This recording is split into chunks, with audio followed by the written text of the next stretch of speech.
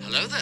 Hi, you guys. This is April with the For Richer or Horror podcast, and today we're going to be talking about some declassified CIA and government documents. There's one that's from the FBI, but all the others are from the CIA. And I had kind of stumbled across an article on a website called Comet TV that went over 17 of the creepiest declassified government documents, and that really just got me thinking and seemed like an interesting topic to discuss on an episode.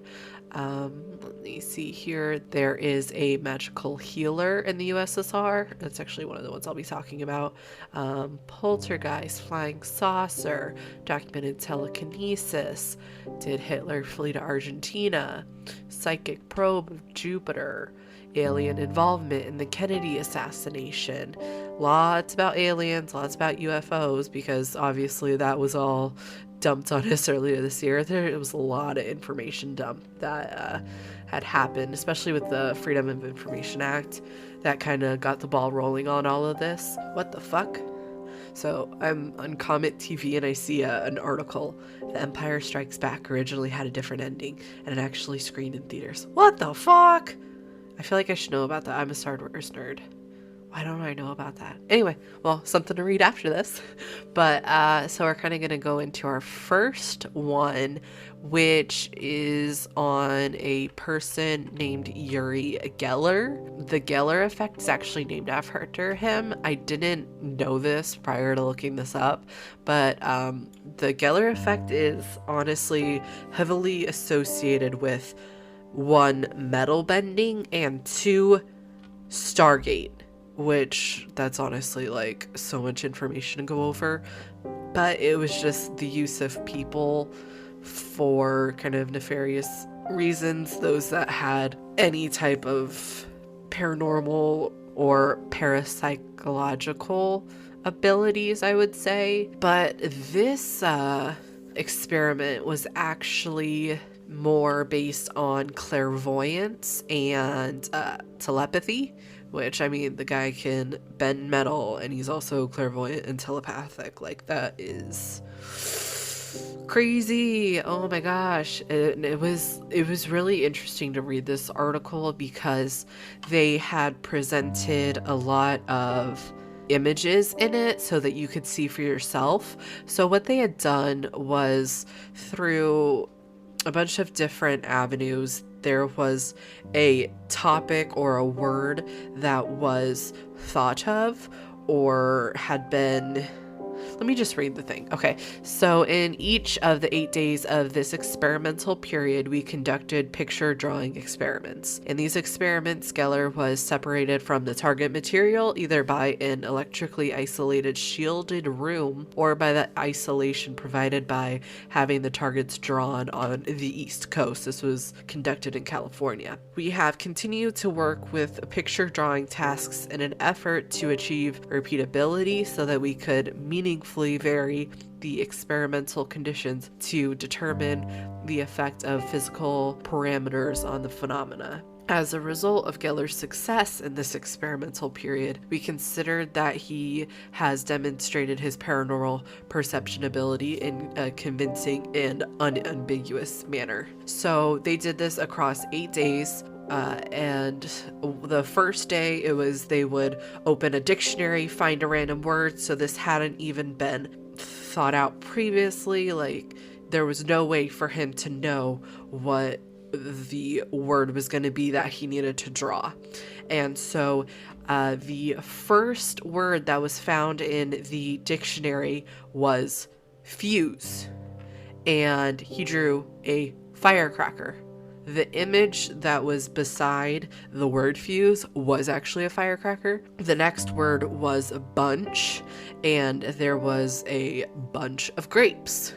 And he drew grapes on a stem. Like, he nailed it. Like, he knew what each of them was while being in a separate room from the people with the dictionary. And it was a shielded room as well. Some other experiments that were done were, let me see here. It was through the use of a computer.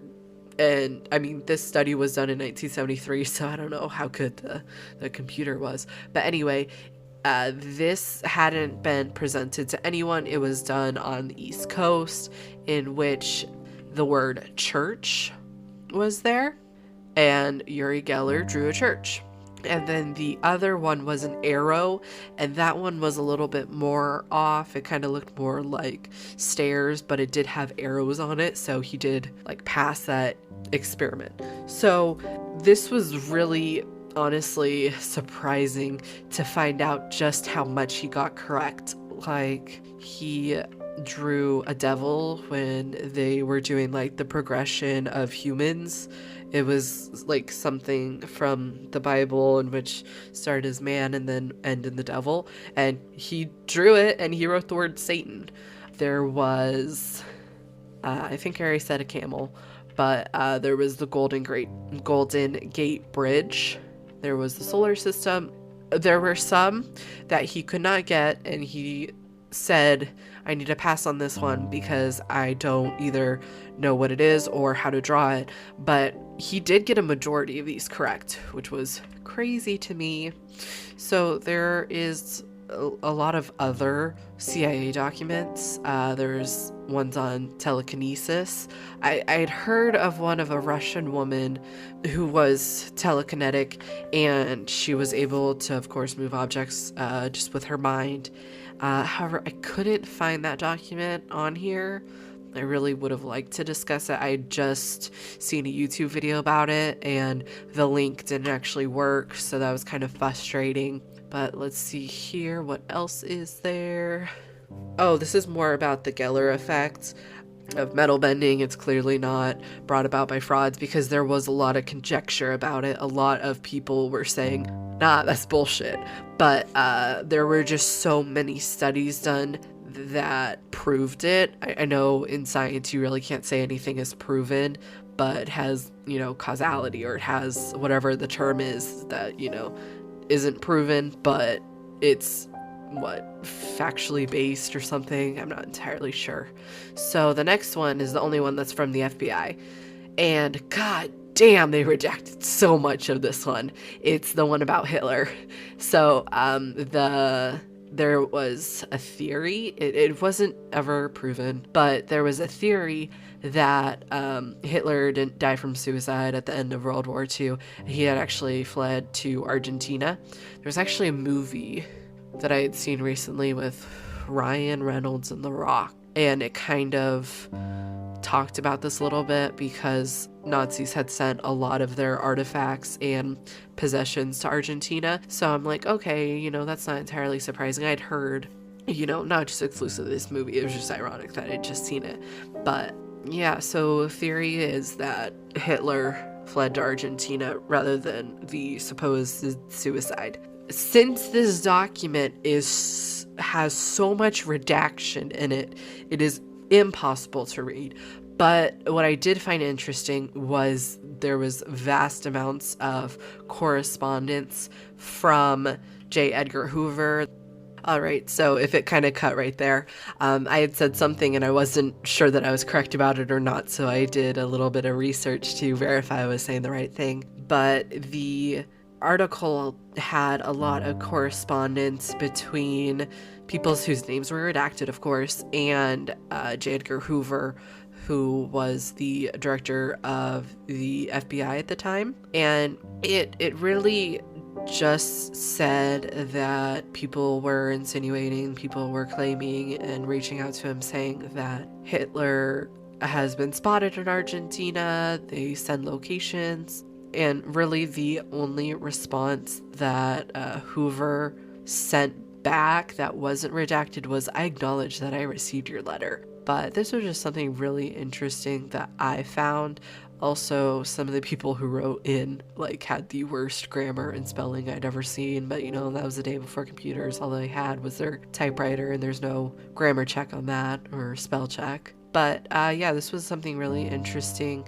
I wonder if possibly more documents may come out about it, because let me see when it was released. Is there a release date? Why the fuck isn't there a release date on this? There's release dates on all the CIA documents. FBI, you're fucking up. Anyway, that was just a little interesting tidbit. So the next one is about poltergeists. Isn't that interesting? This is the Poltergeist and Cultural Values, a comparative interpretation of a Brazilian and an American case. So this one was approved for release on September 10th of 2003. And I'm going to read the abstract in the case study. So the interpretations of both the members of the afflicted families and of the parapsychology researchers are compared for two poltergeist cases. Powhatan case of the United States and the Guarulhos case of Brazil. The recurrent spontaneous psychokinesis interpretation of the American case expresses Anglo-Saxon values such as individualism, whereas the sorcery interpretation of the Brazilian case expresses Latino values such as personalism. An alternative approach which might supersede these values-laden theory is suggested. Most parapsychologists who belong to the Parapsychological Association interpret poltergeist as the recurrent spontaneous psychokinesis, or RSPK, of an agent, a person whom the phenomena focuses. This paper examines some of the cultural values and implicit assumptions behind this interpretation by comparing a typical poltergeist case in the United States with one in Brazil. This comparison will lead to a series of questions regarding the poltergeist. I begin by reviewing two poltergeist studies in two cultures. The first is based on the work of Hernani Guimarães Andrade on the poltergeist of Guarulhos, a city in the state of Sao Paulo, Brazil, and the second is based on the research of John Palmer on the poltergeist of Powhatan, a town in the southern United States. Wait, it says state of Sao Paulo, but it doesn't say what state in the US? That's weird. But anyway, so the case study goes, the family involved in the Guarulhos, I'm struggling on this word, I am sorry, Guarulhos, I don't know, Guarulhos case spent most of their time in the city, which is located outside of Sao Paulo. In the beginning, an extended family lived together in two connected houses. This included the presumed poltergeist agent, whose name was Naomia. Naomia was recently married and pregnant, and she lived with her husband, a 1.5-year-old daughter, her husband's father and mother, and the family of 3 daughters and 2 sons. The family all belonged to the Pentecostalist faith, a religion that is growing rapidly in Brazil by attracting large numbers of converts among the working class. Andrade divides the case into 3 major phases.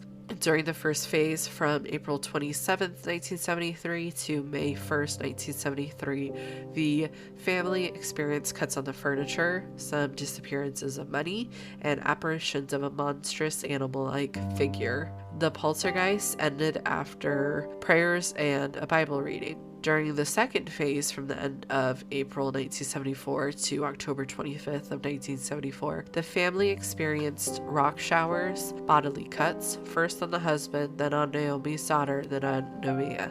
It's really difficult to say some of these names. It's like Noemia, I don't know. If it starts with an M, I'm talking about this chick, okay? I'm sorry. There was tears in the clothing, broken objects, mysterious appearances of rosemary branches, disappearances of money, and fires. During this period, Noemia's family moved to her parents' home, but the poltergeist followed them. In August of 1974, the family moved to a new home in Guarulhos and held an evangelical session in their home, which was successful. A third phase being on March 28, 1975. No date of termination is given.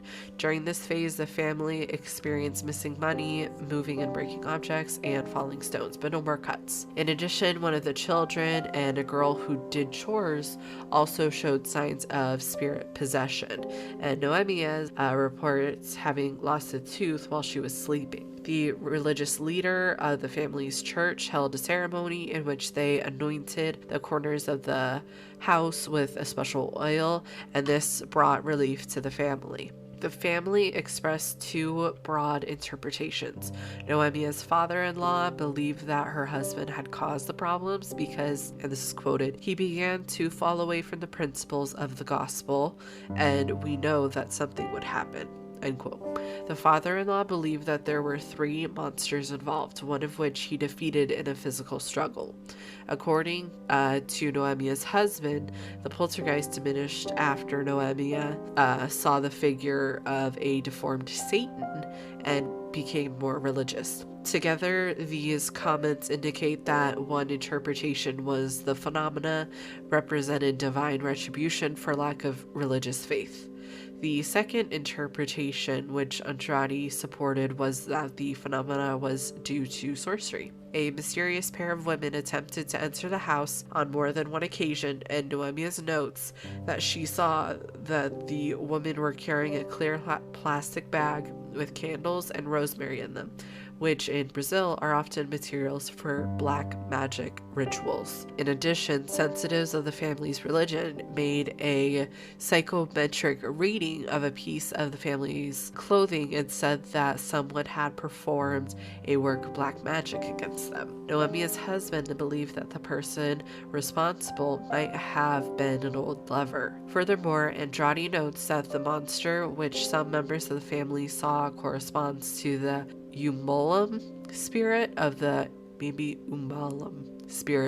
Umbanda Quimbanda religion. And he argues that sorcery was the best explanation for the poltergeist of Guarulhos. I still can't say that word. He rejects the RSPK interpretation and argues that there were no signs of sexual repression or family conflicts. A different type of poltergeist is found in Palmer's report on the Powhatan poltergeist in the rural south of the United States. It still doesn't say which fucking state. What the fuck? Okay, anyway, the presumed agent of this case was a 10-and-a-half-year-old boy, J.E., who lived with his elderly foster parents. According to J.E., the poltergeist attack began on December 2nd, 1971, and Palmer investigated the case on January 6th, 7th, and 10th, when the case was still active.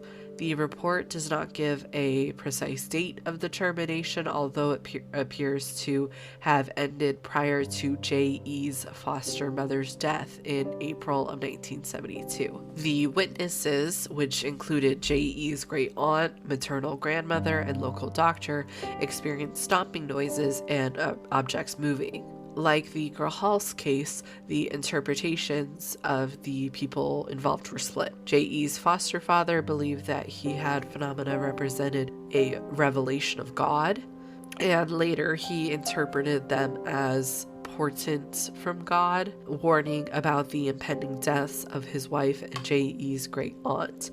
Prior to her death, J.E.'s foster mother said that J.E. had the devil in him. The only other interpretations that Palmer discusses are those of J.E.'s great aunt and the family doctor, whose naturalistic point of view contrasts sharply with the religious meaning that the events had for the foster parents. The great aunt told Palmer that the events fascinated her more than they scared her, and the doctors appeared to believe that the boy had psychokinetic abilities. Palmer does not discuss the meaning of the poltergeist to the other witnesses. His own interpretation focuses on personality and psychodynamic factors that might have patterned what he interprets as ostensible RSPK centered on J.E. Palmer notes that J.E. had a severe behavioral problem in school, and it was likely that he denied feelings of aggression because at one level he felt thankful that his foster parents had taken him in. So then it kind of goes into comparing the interpretations. I just found it interesting that it documented some of the experiences that they had as well as what the interpretations were. It's just weird that, the CIA had previously classified documentation on poltergeists. It didn't really go into like anything you'd see in the horror movies, like seances or exorcisms. Yeah. Alrighty, and then the final declassified document approved for release on August 7th of 2000. This one is really weird. It's called Magician Walks into the Laboratory, or if you're Dexter, Laboratory. But anyway, this is from the point of view of Mr. and Mrs. Curlian, who are considered experimentalists. I thought it would just be like scientists, but they refer to themselves as experimentalists. So I'm gonna just jump right in. 3 years ago, late on an autumn evening, a man knocked on the door of the inventors, Mr. and Mrs. Curlian. His name was A. Kurvoritov. Oh God. His name was A. Kurvoritov. Kurvorit. Why don't I find stuff that's like easy names, like John Smith? Kurvoritov. I'll call him Kurvoritov. And he was from Tbilisi. He announced that some understandable force emanated from him, and he would like to discover its secret. It turned out that Kurvoritov had discovered in himself the capabilities to be a healer. He heals by the old benevolent method of laying on of hands. For example, a patient comes to him and complains of pain in the loins. Kurvoritov concentrates, goes into a trance, stretches out his hand, and approaches the patient. Another instant, and the patient fearfully flinches from the burn.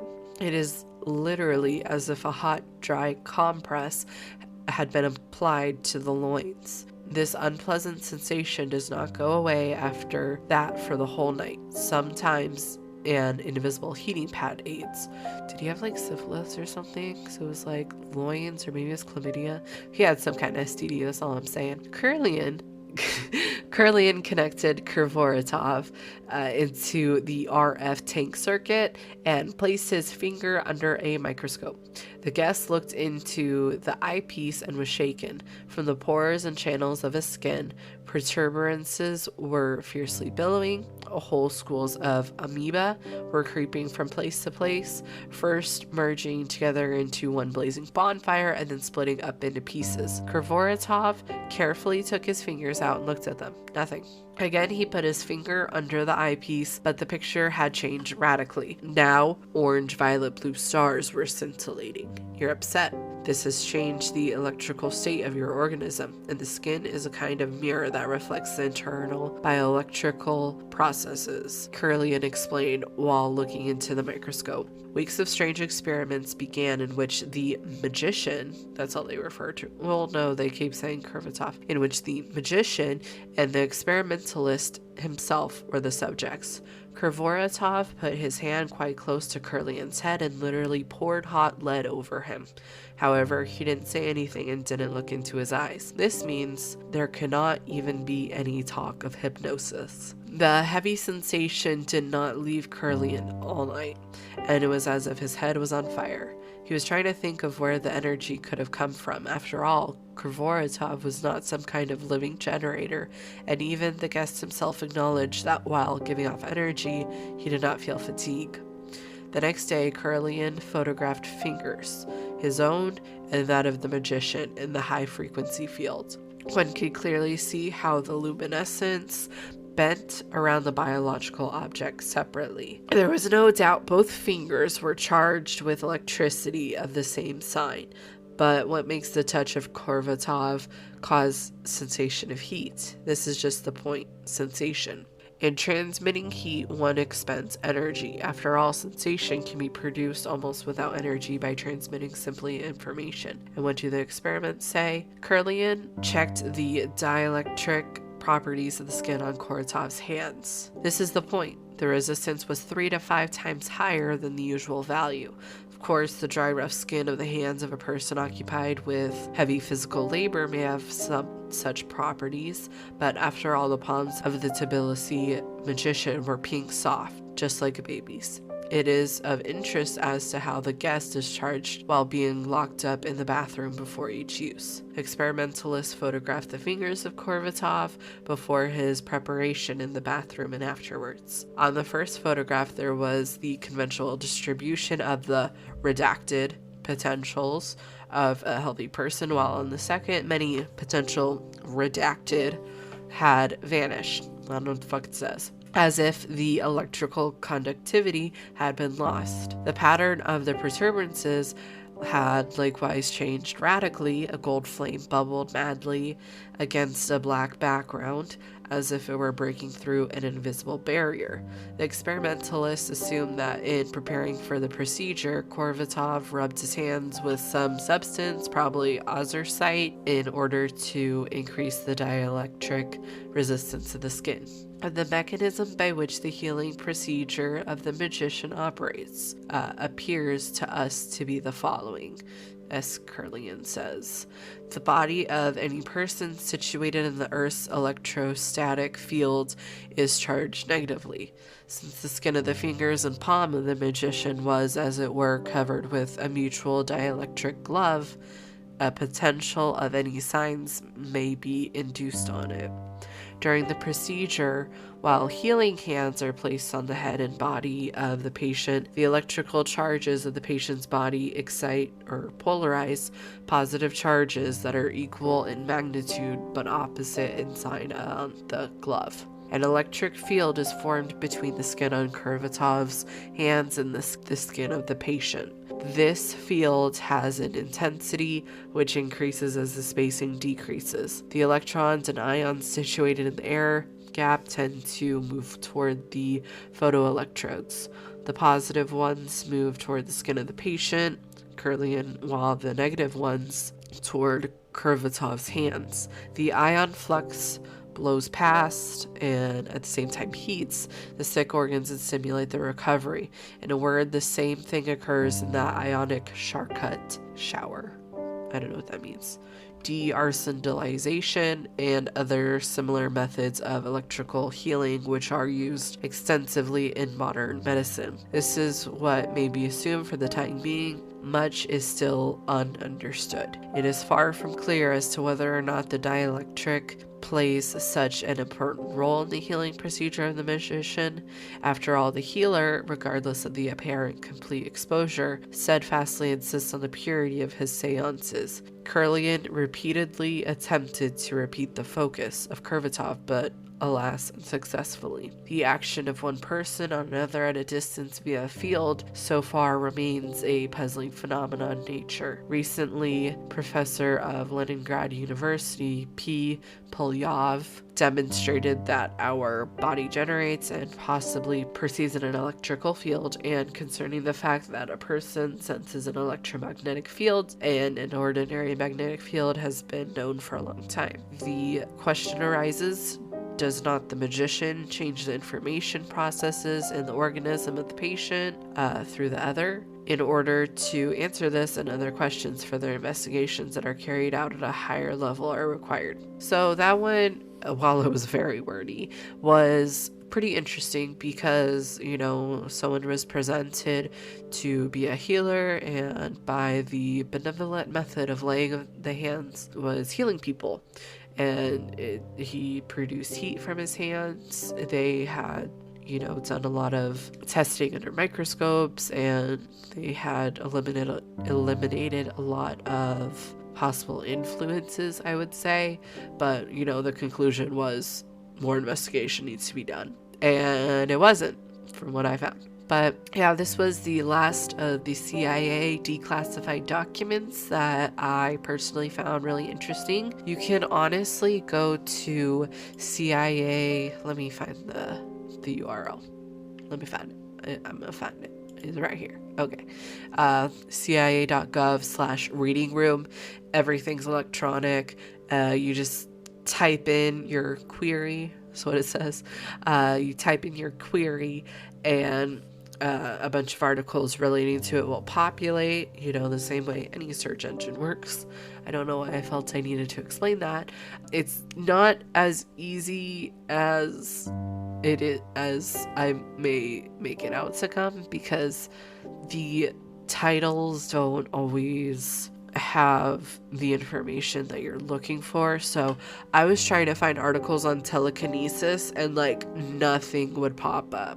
It was so stupid. There were articles about teleportation, but of course they didn't use the word teleportation, so I couldn't find jack shit on it. It was more like spatial barriers and things of the like. I typed in paranormal, and I looked at parapsychology, but not a whole lot. So as long as you know the titles of the documents, it's easy to find it. But any article that you might find, because I found comettv.com that has link, click here to be directed to the article. It's not gonna fucking do that. It's gonna bring you to the directory, and then you have to, one, guess what the fucking title is, or go through thousands of documents to be able to find it. So it's it's interesting to look through a lot of documents. You can find teleportation studies done in China and Russia and here, and you can find out about Stargate, and you can find so much information. A little bit there needs to be some troubleshooting done for sure, because none of the fucking links work. It's so annoying.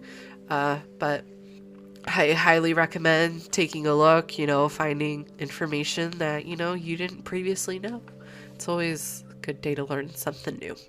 Anyway, that wraps up this episode. Comment if you liked it. I mean, does anyone do that? I've only had one comment. It was my mom. Thanks, Mom. But I mean, it's just starting. I'm just launching this. I'm only 6 episodes in now, so I don't have too high of expectations, but I hope you guys are liking it. I hope you guys are enjoying what I'm talking about. I hope you guys have common interests, and I hope one day you can even provide ideas for me. I've never mentioned this before, I do have both a Twitter and an Instagram.